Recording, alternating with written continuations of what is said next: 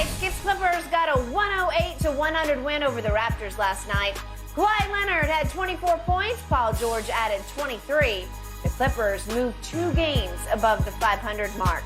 Shannon, you first before Skip jumps in. Do the Clippers look like a team that could win the West?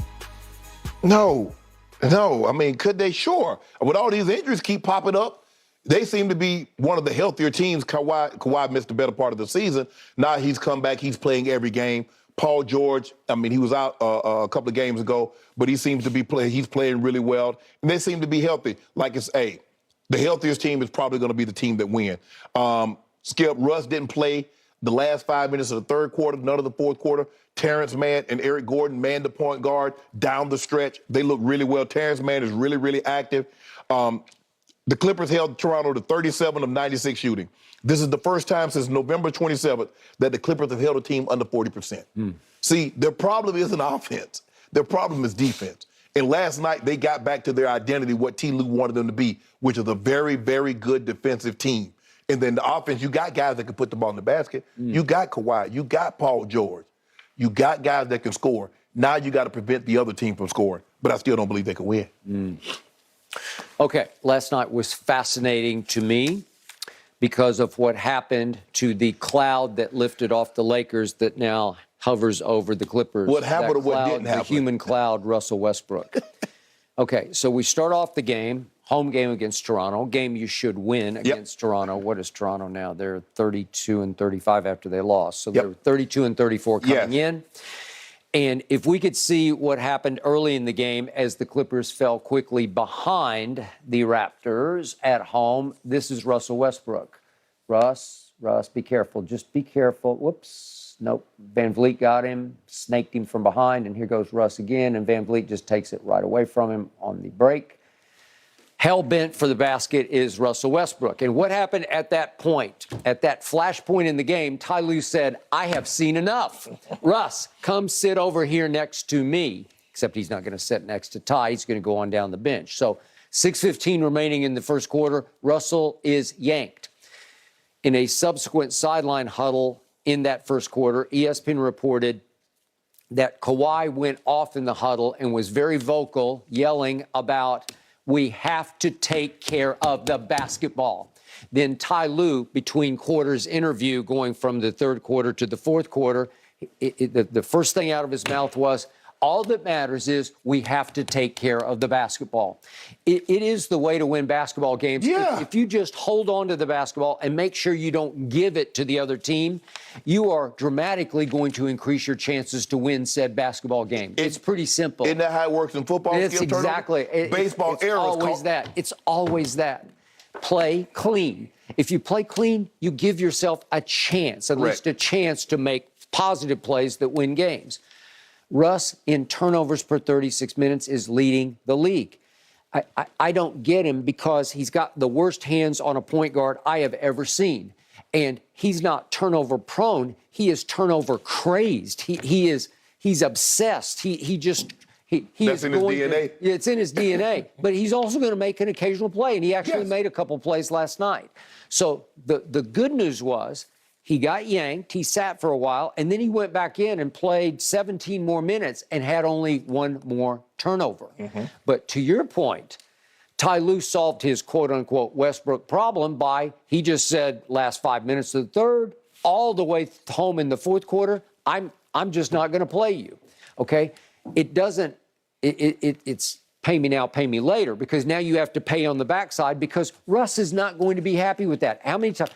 Ask if we get Darvin on a lie detector, Darvin Ham on a lie detector, he'd tell you, I'm so relieved to be out from under Russ. But Skip, why is he upset about T. Lue for taking him out of the game, but he's not upset about himself turning the ball over? There's a reason why we took you out. If you didn't turn the ball over at the rate you did, you could play more minutes. Your minutes are contingent on you not turning the ball over. Why can't Russ see that? I don't know. You're not owed, just because you've been an MVP, just because you're such an accomplished player, you're not owed anything because none of that on your resume helps us win the ball game if you're turning it over. That MVP does it, those 10 All-Star appearances does it, those All-NBA selection does it. The only thing that helps us win if you don't turn it over. That is true. I don't know. I can't figure him out. I can't wrap my head around why so many people think he's so great, because I just checked his three-point shooting stats. He actually made 1 of 3 last night. Would you believe he's now sitting at 29.5% from three-point? That ranks 149th of 150 qualified in the league. It's horrendously bad. He can't make it up with his distance shooting, with his jump shooting, because he's a liability. Right. So he's a liability turning over. The one thing he does, he brings energy. He plays hard. Right. And if you leave him in long enough, he'll come close to getting a triple-double, because he just hustles. But he hustles more for Russ than for the team. He's more me than we. He is a solo act of a stat machine, and I don't know what possessed the Clippers to think we need that. It's like so many players. We had Eddie House on the other day, and he was defending Russ because all the players, the ex-players, they honor the fact that for 4 out of 5 years, he averaged a triple-double. Yeah. It's impossibly great. He is a slam dunk first ballot Hall of Famer. Yeah. So the Clippers are saying, why wouldn't we want a first ballot Hall of Famer at point guard? Because we really don't have a point guard. Well, you still don't have a point Well, Skip, guard. I mean, if I'm making fried chicken and somebody says, I got some chocolate for you, what the hell? Yeah, I like chocolate, but what the fuck I'm sorry.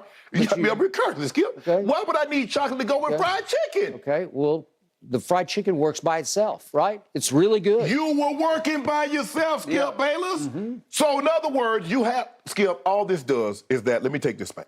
You guys are closer to expectations now with the way you played the last 3 games than you were when you first originally got Russ. So you should be happy with that.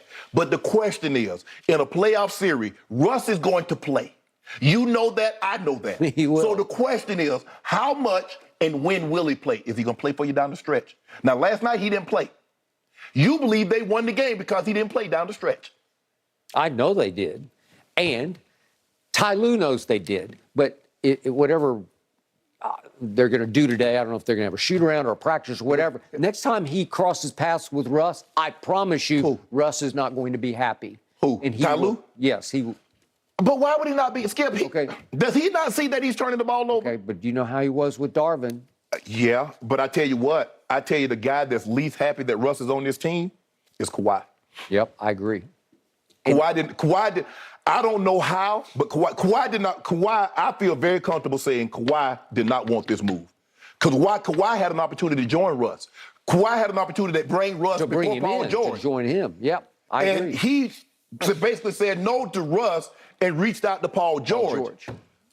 Okay. And those two right now are playing at a high enough level to win the West. Yes.